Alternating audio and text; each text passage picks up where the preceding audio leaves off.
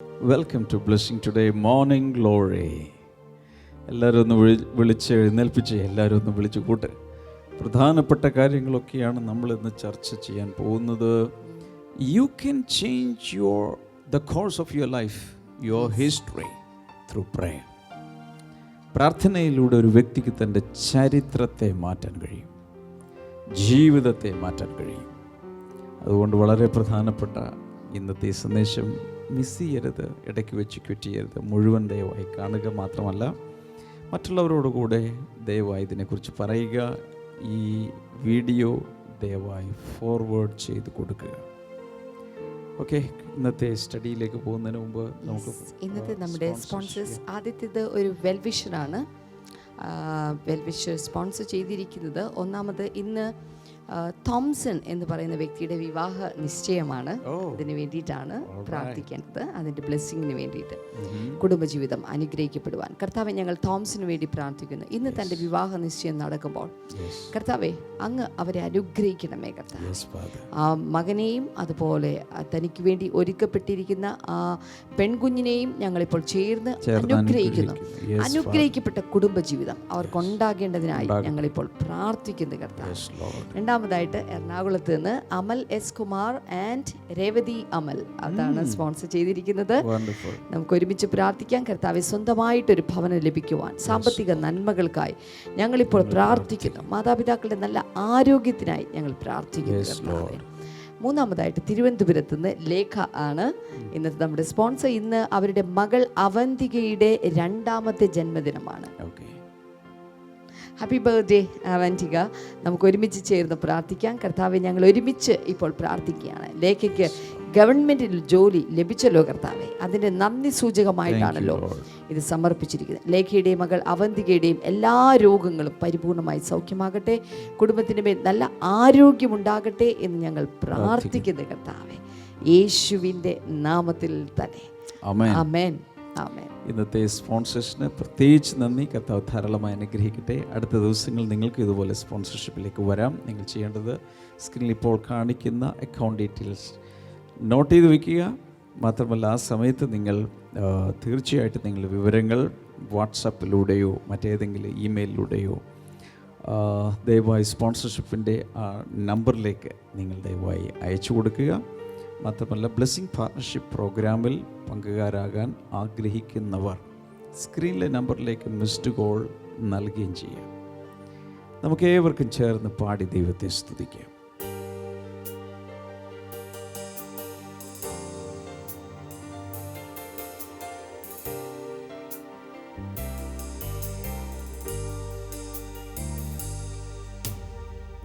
യേശുവിൻ നാമത്തിനാരാധന,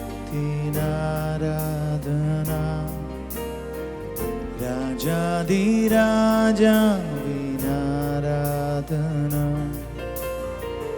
എല്ലാ പ്രശംസയ്ക്കും യോഗ്യൻ നീയേ. പാടുന്നു ഞാൻ അങ്ങേക്ക് ആരാധന.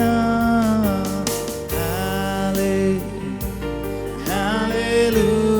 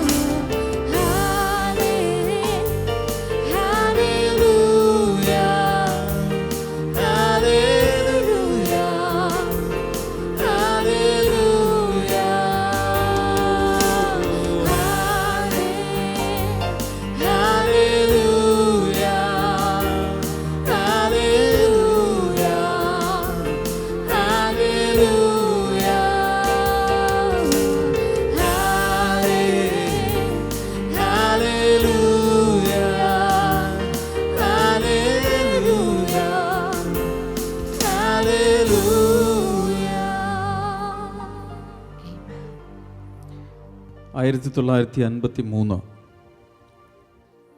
ജോസഫ് സ്റ്റാലിൻ സോവിയറ്റ് യൂണിയനിൽ എല്ലാ യഹൂദന്മാരെയും കൊന്ന് രാജ്യം ക്ലീനാക്കാൻ തീരുമാനിച്ചു. ലോകം ഞെട്ടിവിറക്കുകയാണ്. അതേസമയത്ത് ഇംഗ്ലണ്ടിൽ ഡെറക് പ്രിൻസ് എന്ന ഒരു വലിയൊരു ബൈബിൾ ടീച്ചർ, അദ്ദേഹവും അവിടെയുള്ള കുറച്ച് ലോക്കൽ ചർച്ചിൻ്റെ പാസ്റ്റേഴ്സും ഒരുമിച്ച് കൂടി അവർ പ്രാർത്ഥിക്കാൻ തുടങ്ങി. കർത്താവേ, we are binding the dark evil forces that is who are operating in Stalin right now. അവർ ഫാസ്റ്റ് ചെയ്തു, എല്ലാവരും ചേർന്ന് പ്രാർത്ഥിച്ചു. ഈ ജോസഫ് സ്റ്റാലിനെ കയ്യിലെടുത്തിരിക്കുന്ന പൈശാചിക ശക്തികളെ ബന്ധിച്ചു. സംഭവിച്ചത് വിത്തിൻ 2 weeks ജോസഫ് സ്റ്റാലിന് ഒരു ബ്രെയിൻ ഹെമറേജ് ഉണ്ടായി, തലച്ചോറിൽ രക്തസ്രാവം ഉണ്ടായി. 16 ഡോക്ടേഴ്സ് അവരുടെ എല്ലാ മെഡിക്കൽ നോളജും എക്സ്പെർട്ടീസും വെച്ച് കിണഞ്ഞ് പരിശ്രമിച്ചു, പക്ഷെ ജീവൻ രക്ഷിക്കാനായില്ല. അതോടെ ആ പദ്ധതി പൊളിഞ്ഞു. ഇപ്പം ഡെറക് പ്രിൻസ് പറയുന്നത് we can shape history through prayer and fast. അവർ ഈ പുള്ളി ചാകാൻ വേണ്ടിയിട്ടൊന്നും പ്രാർത്ഥിച്ചതല്ല കേട്ടോ. ജോസഫ് സ്റ്റാലിനെ കൊന്നുകളെന്നൊന്നും അവർ പ്രാർത്ഥിച്ചില്ല. അദ്ദേഹത്തിലുള്ള പൈശാചിക ശക്തികളെ ബന്ധിച്ചാണ് പ്രാർത്ഥിച്ചത്. പക്ഷേ 2 ആഴ്ചക്കകം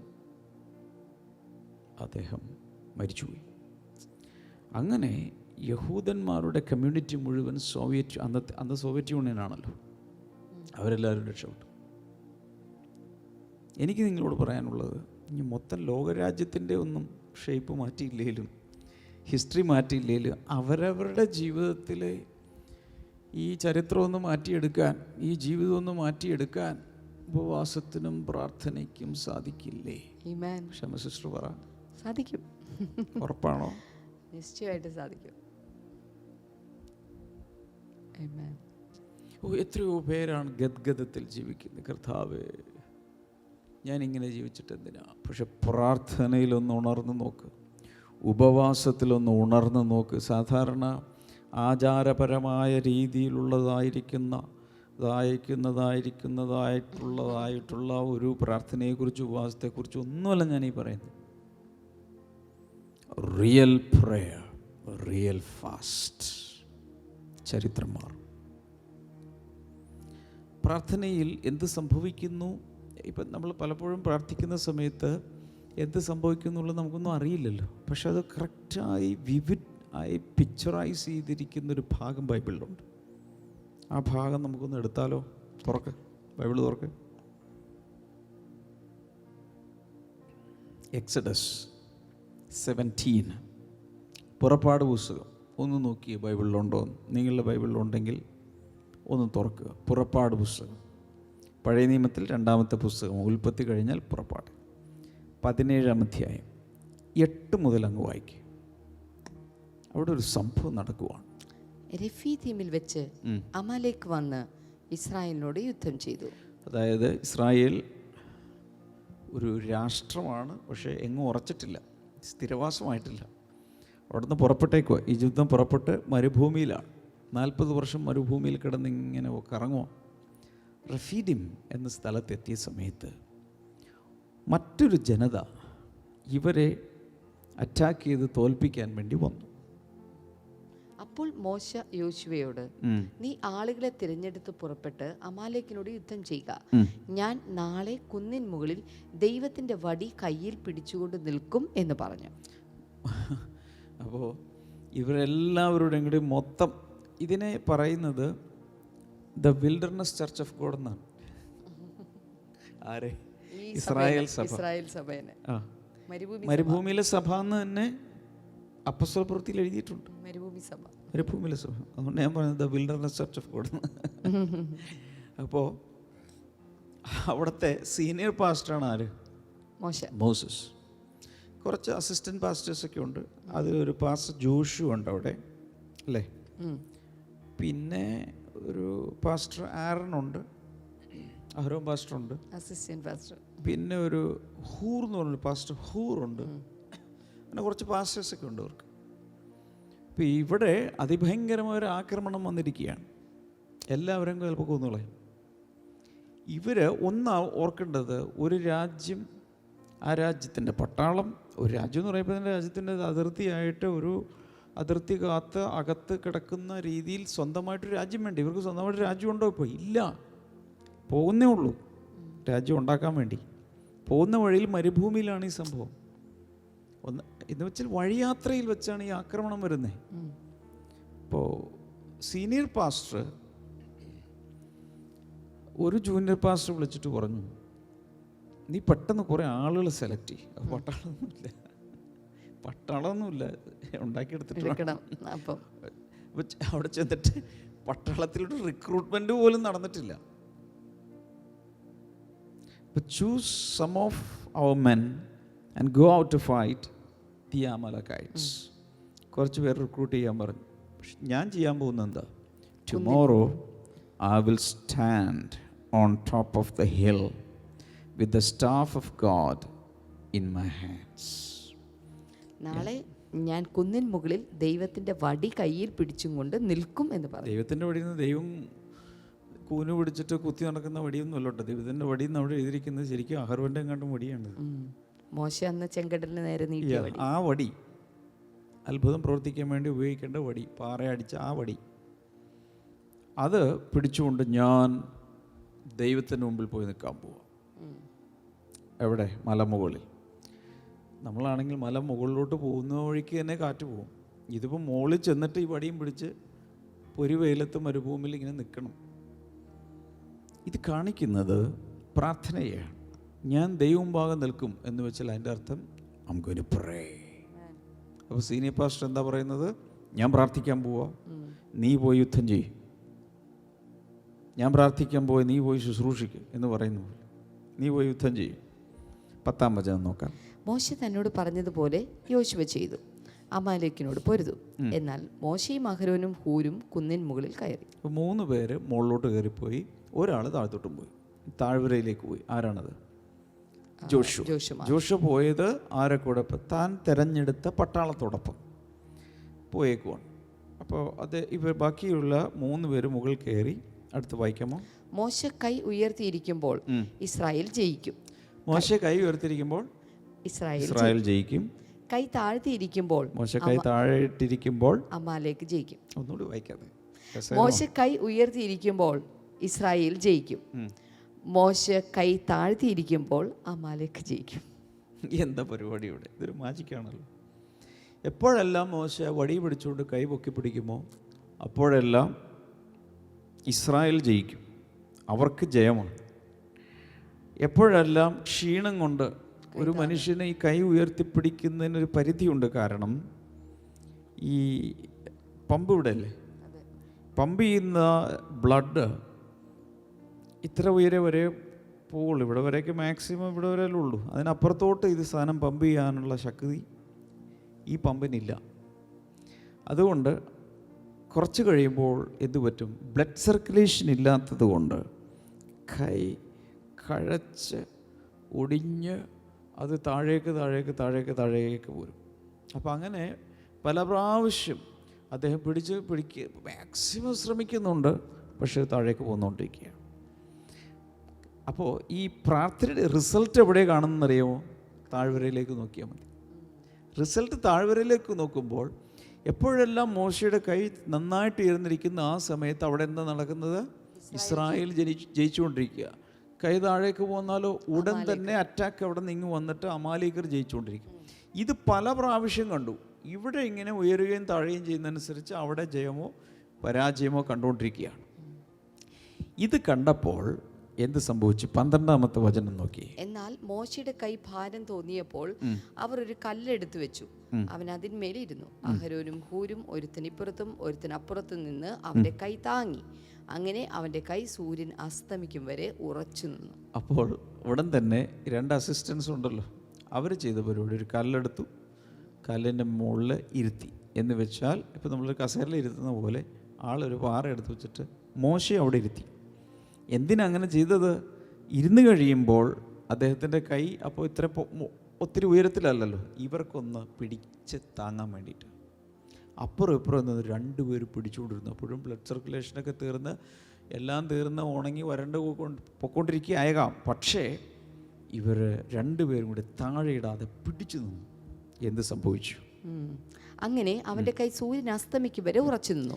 സൂര്യാസ്തമയം വരെ ഇത് പിടിച്ചുകൊണ്ടിരുന്നു. യോശുവ അമാലേക്കിനെയും അവന്റെ ജനത്തെയും വാളിന്റെ വായത്തിലയാൽ തോൽപ്പിച്ചു. അന്ന് ഇവർക്കൊരു വലിയ ജയമുണ്ടായി.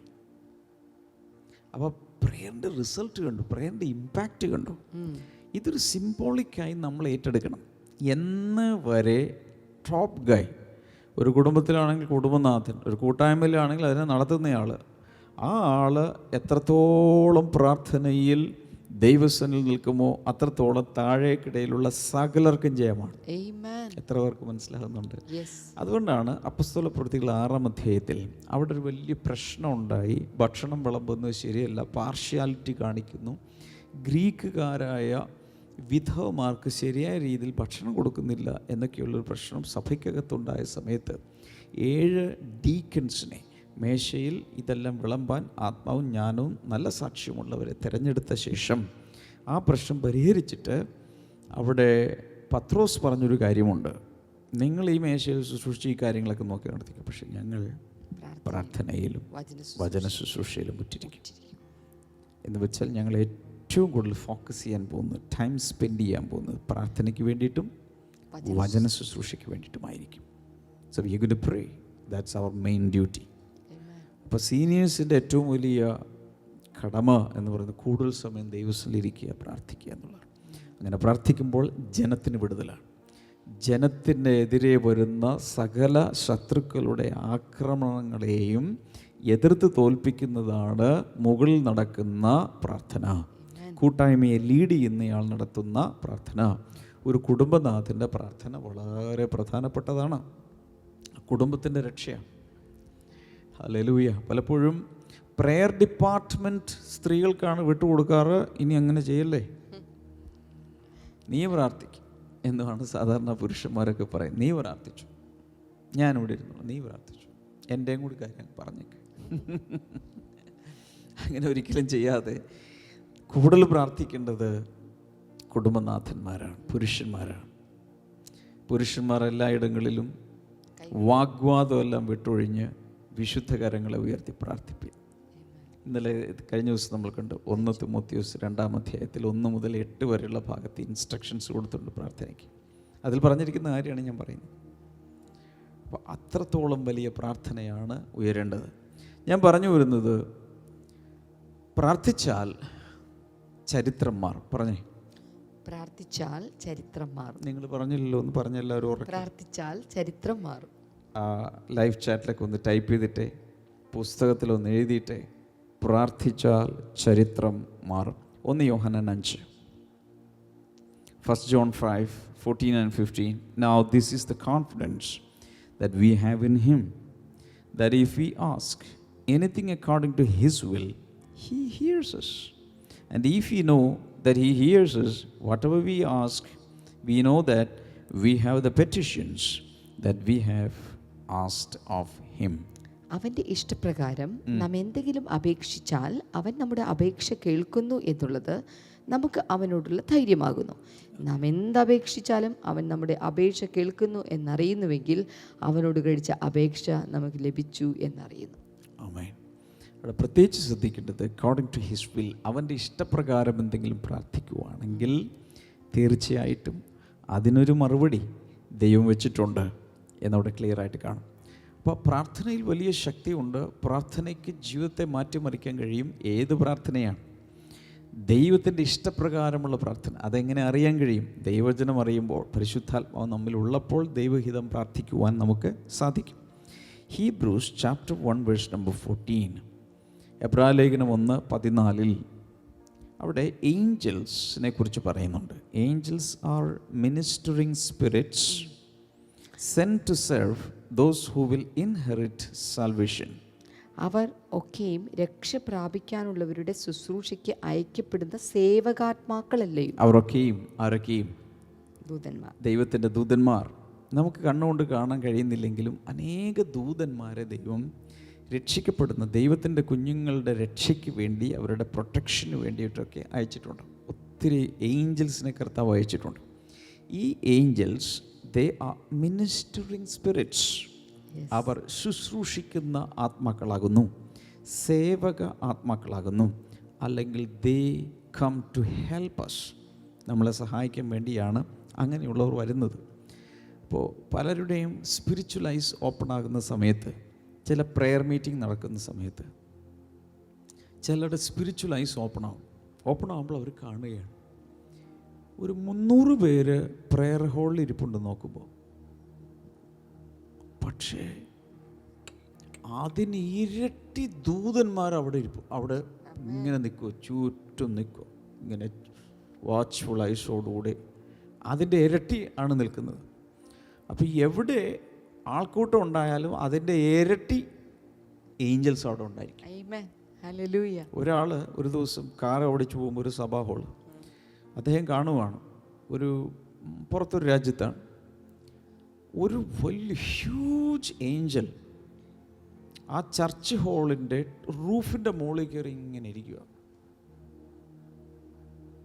ആരെങ്കിലും ഇവിടെ ദൈവത്തിൻ്റെ പിള്ളേരെ അറ്റാക്ക് ചെയ്യാൻ വന്നാൽ ഇപ്പം ശരിയാക്കും എന്നുള്ള ഭാവത്തിലിരിക്കുന്നു.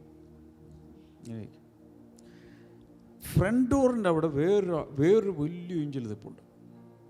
ഇതൊന്നും അതിലെ കൂടി പോകുന്ന വിശ്വാസികളോ ഇവൻ ചിലപ്പോൾ പാസ്റ്റർ പോലും കണ്ടിട്ടുണ്ടാവില്ല. കയറി ഇറങ്ങുന്നു, ടോയ്ലറ്റിൽ പോകുന്നു, പിള്ളേരെയും കൊണ്ട് നഴ്സറിയിലേക്ക് പോകുന്നു, കുറേ കുട്ടികളെ കൊണ്ട് സൺഡേ സ്കൂളിലോട്ട് പോകും. ഇതെല്ലാം അവിടെ നടക്കുന്നു. പക്ഷേ ആ സമയത്ത് അവിടെ ദൈവം പല മൈറ്റി ഏഞ്ചൽസിനെ അവിടെ ഡെലിഗേറ്റ് ചെയ്ത് അവരങ്ങനെ കാത്തുകൊണ്ടിരിക്കും. പ്രാർത്ഥിക്കും തോറും ഏഞ്ചൽസിൻ്റെ ആക്ടിവിറ്റീസ് കൂടും. അതുകൊണ്ടാണ് കഴിഞ്ഞ ദിവസം ഞാൻ പറഞ്ഞു, ഒത്തിരി പേരോട് എല്ലാവർക്കും ദൈവം ഈ സേവകാത്മാക്കൾ ഏഞ്ചൽസിനെ കൊടുത്തിട്ടുണ്ട്. But many of these Angeles R unemployed എന്ന് പറയും.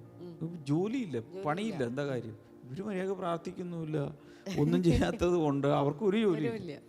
അപ്പം മെനി ഏഞ്ചൽസ് ആർ അൺഎംപ്ലോയിഡ്, അവർക്ക് ഒന്നും ചെയ്യാനില്ല. പക്ഷെ പ്രാർത്ഥിക്കുന്ന ഒരു കുടുംബമാണെങ്കിൽ ഏഞ്ചൽസിന് പല പരിപാടിയുണ്ട്, പോകാനുണ്ട്, വരാനുണ്ട്, ഇവിടുത്തെ പ്രെയറൊക്കെ അങ്ങോട്ടും കൊണ്ടുവരണം, അവിടെ നിന്ന് മറുപടി ഇങ്ങോട്ടും കൊണ്ടുവരണം, എന്തെങ്കിലുമൊക്കെ അറ്റാക്സ് വന്നിട്ടുണ്ടെങ്കിൽ അവർക്ക് അങ്ങനെ ഉള്ളപ്പോഴാണ് ഒരു ഇൻട്രസ്റ്റ് ഉള്ളത് ലൈഫിൽ, അല്ലേ? പക്ഷെ പലരുടെയും ഒന്നുമില്ലെന്ന് പറഞ്ഞു, പ്രാർത്ഥനാ ജീവിതമില്ലാത്തവരുടെ ഏഞ്ചൽസ് ആകെ അവരും മൂഡ് ഓഫായിട്ട് ഇതിനൊക്കെയാണല്ലോ കിട്ടിയത്, ഇതിന് നോക്കാൻ കിട്ടിയതുകൊണ്ട് നമ്മുടെ ലൈഫ് ആകെ വല്ലാതെ ഒരു ആക്ടിവിറ്റി അവിടെയാണെങ്കിൽ നമുക്കൊന്ന് ആരാധിക്കെങ്കിലും ചെയ്യാം എന്ന് പറഞ്ഞുകൊണ്ട് അവരും മൂഡ് ഓഫ് ഭാവനയാണ്. പക്ഷെ കാര്യങ്ങളാണ് പറയുന്നത്. ഇതിൻ്റെ മെസ്സേജുകൾ ഉൾക്കൊണ്ടാൽ നമുക്ക് നല്ലത്. അപ്പോൾ when you pray you activate powerful angels of God. പ്രാർത്ഥിക്കുന്ന സമയത്താണ് ദൈവത്തിൻ്റെ ദൂതന്മാരെ ആക്ടിവേറ്റ് ചെയ്യുന്നത്. And when you and I pray we unleash more and more power from the throne of God. ദൈവസിംഹാസനത്തിൽ നിന്ന് കൂടുതൽ ശക്തി പുറപ്പെടുന്നത് നമ്മൾ കൂടുതൽ പ്രാർത്ഥിക്കുമ്പോഴാണ്. മത്തായി 18:18 എന്ന് വായിച്ചു നോക്കി. Mathew 18:18 Assuredly I say to you, whatever you bind on earth will be bound in heaven, and whatever you loose on earth will be loosed in heaven. ഇവിടെ പറയുന്നത്, നിങ്ങൾ ഈ ഭൂമിയിൽ കെട്ടുന്നതൊക്കെയും സ്വർഗത്തിലും കെട്ടപ്പെട്ടിരിക്കും, നിങ്ങൾ ഈ ഭൂമിയിൽ അഴിക്കുന്നതെല്ലാം സ്വർഗത്തിലും അഴിഞ്ഞിരിക്കും. Prayer is powerful. Amen. പലതിനെയും മാറ്റിമറിക്കുവാൻ അത് മുഖാന്തരം സാധിക്കും. ഒരു കാര്യം കൂടി ഒന്ന് വായിച്ചേക്ക്, അതിൻ്റെ 19-20 താഴേക്ക്. Again I say to you that if two of you agree on earth concerning anything that they ask, it will be done for them by my Father in heaven. For where 2 or 3 are gathered together in my name, I am there in the midst of them. ഭൂമിയിൽ വെച്ച് നിങ്ങൾ 2 പേർ യാചിക്കുന്ന ഏത് കാര്യത്തിലും ഐക്യമത്യപ്പെട്ടാൽ അത് സ്വർഗസ്ഥനായ എൻ്റെ പിതാവിങ്കിൽ നിന്ന് അവർക്ക് ലഭിക്കും. 2-3 പേർ എൻ്റെ നാമത്തിൽ കൂടി വരുന്നിടത്തൊക്കെയും ഞാൻ അവരുടെ നടുവിലുണ്ട് എന്നും ഞാൻ നിങ്ങളോട് പറയുന്നു. യെസ്, അപ്പോൾ പ്രയർ ഓഫ് എഗ്രിമെന്റ്, ഐക്യമത്യത്തോടെ പ്രാർത്ഥിക്കുമ്പോഴുള്ള പ്രാർത്ഥനയുടെ ശക്തി അവിടെ നമുക്ക് കാണാൻ കഴിയും. ഓൾറൈറ്റ്. ഞാൻ നിങ്ങൾക്ക് വേണ്ടി പ്രാർത്ഥിക്കാൻ പോയി അതിന് മുൻപ് നമുക്കൊരു സാക്ഷ്യം കൂടെ ഒന്ന് കേട്ടേക്കാം. ഏതെങ്കിലും രോഗങ്ങളൊക്കെ ശരീരത്തിലുള്ളവർ ദയവായി നിങ്ങൾ റെഡിയാകുക, തയ്യാറാകുക. മാത്രമല്ല, എനിക്കൊരു കാര്യം കൂടി പറയാനുള്ളത്, നാളെ സൺഡേ ആണ്. നാളെ രാവിലെ 8 മണിക്ക് നമുക്ക് ഇംഗ്ലീഷ് സർവീസ് നടക്കാൻ പോവുകയാണ്. 10 മണിയാകുമ്പോൾ ഇംഗ്ലീഷ് മലയാളം ബൈലിംഗൽ സർവീസ് നടക്കുകയാണ്. അതിലേക്ക് എല്ലാവരെയും സ്വാഗതം ചെയ്യുക, എല്ലാവരെയും വിളിക്കുക. എല്ലാ സൺഡേയും കർത്താവ് പുതിയ പുതിയ കാര്യങ്ങൾ ഈ ദിവസങ്ങൾ ചെയ്തുകൊണ്ടിരിക്കുകയാണ്. നമുക്ക് ആർക്കും ഇമാജിൻ ചെയ്യാൻ കഴിയാത്ത കാര്യങ്ങളാണ് കർത്താവ് ഈ ദിവസങ്ങൾ ചെയ്തുകൊണ്ടിരിക്കുന്നത്. ഏതാണ് ഇന്നത്തെ സാക്ഷ്യം എന്ന് പറ? ഇന്ന് സാക്ഷ്യം അരുണാചൽ പ്രദേശിൽ നിന്ന് ഒരു നോർത്ത് ഈസ്റ്റിൽ നിന്ന് ഒരു ഗീതുവിൻ്റെ ഒരു സാക്ഷിയാണ്. നമുക്കൊന്ന് കേട്ട് നോക്കാം. എൻ്റെ പേര് ഗീതു. ഞാൻ അരുണാചലിൽ നിന്നാണ്. ഞാൻ അരുണാചൽ നേഴ്സായിട്ട് വർക്ക് ചെയ്യുകയാണ്. എനിക്ക് ദൈവം തന്ന ഒരു വിടുതലിനെ കുറിച്ചാണ് ഞാനിപ്പോൾ പറയുന്നത്.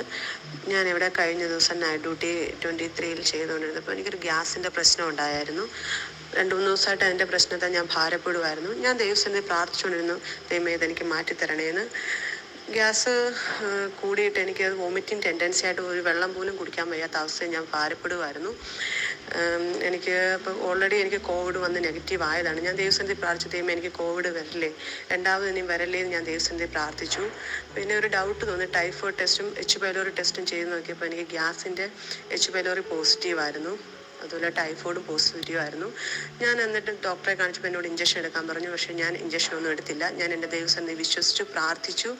ഇന്നലെ രാത്രിയിൽ ഞാൻ ഇങ്ങനെ സന്ധ്യയ്ക്ക് പ്രാർത്ഥിച്ചപ്പോൾ, ഞാൻ പേഴ്സണലായിട്ട് ഇന്ന് പ്രാർത്ഥിച്ചപ്പോൾ ഞാൻ എൻ്റെ ദൈവസന്നിധിയിൽ ഇങ്ങനെ പറഞ്ഞു, എൻ്റെ കർത്താവേ, ഞാൻ എൻ്റെ പ്രാർത്ഥന ഡയറിയിൽ രോഗസൗഖ്യത്തിന് വേണ്ടിയുള്ള പ്രാർത്ഥന വായിച്ച് വിശ്വസിച്ച് ഞാൻ അതിൻ്റെ ആ ഗ്യാസ് ഫോം ചെയ്യുന്ന ആ നെഞ്ചിൻ്റെ വശത്ത് വെച്ച് ഞാൻ ഇങ്ങനെ ദൈവസന്നിധി പ്രാർത്ഥിച്ചു. ഇന്ന് രാത്രി എനിക്ക് നല്ലുറക്കം, നാളെ പകലെഴുന്നേൽക്കുമ്പോൾ ഒരു അത്ഭുതം എൻ്റെ ജീവിതത്തിൽ ഉണ്ടാവണേന്ന് ഞാൻ പ്രാർത്ഥിച്ചു. ഞാൻ കിടന്നുറങ്ങി പാസ്റ്ററെ. ഇന്ന് പാൽക്കാലം എഴുന്നേറ്റപ്പോൾ എനിക്ക് ദൈവം ഒരു അത്ഭുതം തന്നു. എനിക്ക് ദൈവം തന്ന അത്ഭുതം എന്ന് പറഞ്ഞാൽ എനിക്കിപ്പോൾ ഒരു വോമിറ്റിംഗ് ടെൻഡൻസി ഇല്ല, ഗ്യാസിൻ്റെ ബുദ്ധിമുട്ടില്ല, പനിയില്ല, ഒരു പ്രശ്നമില്ല. അതെൻ്റെ കർത്താവ് എന്നെ സൗഖ്യമാക്കി. എനിക്കിപ്പോൾ വെള്ളം കുടിക്കുന്നുണ്ട്, ഒരു ബുദ്ധിമുട്ടില്ല. എൻ്റെ ദൈവം ചെയ്ത നന്മയ്ക്ക് 1000 നന്ദി. ഞാൻ രണ്ടാമത് ടൈഫോയിഡ് ടെസ്റ്റോ H. പൈലോറി ടെസ്റ്റോ ഒന്നും റീടെസ്റ്റ് ചെയ്തില്ല. എനിക്ക് ഉറച്ച് വിശ്വാസമുണ്ട് എനിക്കത് നെഗറ്റീവായി. എനിക്കൊരു ഇഞ്ചക്ഷൻ പോലും എടുക്കാതെ എൻ്റെ ദൈവം അവിടെ നിന്ന് സൗഖ്യമാക്കിയെന്ന് ഞാൻ വിശ്വസിക്കുന്നു. ദൈവത്തിന് നന്ദി. അത് പ്രേയർ ഡയറിയിൽ എഴുതി വെച്ച് നെഞ്ചിൽ വെച്ച് അങ്ങ് പ്രാർത്ഥിച്ചു. ഹല്ലേലൂയ. അരുണാചൽ പ്രദേശിലും ലോകത്തിൻ്റെ എല്ലാ സ്ഥലങ്ങളിലും കർത്താവ് അത്ഭുതങ്ങൾ ചെയ്തുകൊണ്ടിരിക്കുക. നിങ്ങൾക്ക് കൈകൾ ഇതിലേക്ക് നീട്ടിപ്പിടിക്കാം. കർത്താവേ, എല്ലാവർക്കുമായി ഞാൻ പ്രാർത്ഥിക്കുന്നു, ദൈവകരം എല്ലാവരും മേൽ വരട്ടെ. മാത്രമല്ല, പ്രാർത്ഥനയാൽ ഓരോ വ്യക്തിയുടെയും ലൈഫ് സ്റ്റോറി മാറട്ടെ, ചരിത്രം മാറട്ടെ എന്ന് ഞാൻ പ്രാർത്ഥിക്കുന്നു. ഇനി അങ്ങോട്ടുള്ള കാലങ്ങൾ മാറട്ടെ എന്ന് ഞാൻ പ്രാർത്ഥിക്കുന്നു. കർത്താവിൻ്റെ കൃപയാൽ എല്ലാവരെയും കർത്താവ് നീ തൊട്ട് വിടുവിക്കണമേ. വലിയ വലിയ രോഗങ്ങൾ വരെ മാറിപ്പോകട്ടെ. കൈനീട്ടി പിടിച്ച് പ്രാർത്ഥിക്കുന്ന എല്ലാവരുടെ സകല രോഗങ്ങൾക്കും പൂർണ്ണ വിടുതൽ കർത്താവ് നീ കൽപ്പിക്കുന്നതിനായി നന്ദി. ഈ സമയത്ത് ഇപ്പോൾ പ്രഗ്നൻസിയിലായിരിക്കുന്ന ചില സഹോദരിമാർ, കുഞ്ഞിന് എന്തൊക്കെയോ കുഴപ്പമുണ്ട്, നിങ്ങൾക്ക് എന്തൊക്കെയോ കുഴപ്പമുണ്ട്, അങ്ങനെ പ്രയാസപ്പെടുന്ന ചിലരെ കർത്താവ് ഇപ്പോൾ സൗഖ്യമാക്കിയാണ് യേശുവിൻ്റെ നാമത്തിൽ. അതുപോലെ ബ്രസ്റ്റ് ക്യാൻസർ യേശുവിൻ്റെ നാമത്തിൽ സൗഖ്യമാകുന്നു. ബ്ലഡിലുള്ള ചില തകരാറുകൾ യേശുവിൻ്റെ നാമത്തിൽ സൗഖ്യമാകും. ദൈവികമായ വലിയ വിടുതൽ കർത്താവ് ഓരോരുത്തർക്കും നൽകണമേ എന്ന് ഞാൻ പ്രാർത്ഥിക്കുന്നു. കർത്താവ് അങ്ങനെ അത്ഭുതം ചെയ്തതിനായി നന്ദി, അത്ഭുതം ചെയ്തതിനായി നന്ദി, അത്ഭുതം ചെയ്തതിനായി നന്ദി. Thank you Lord, in Jesus name amen. നമുക്ക് ചേർന്ന് പാടാം.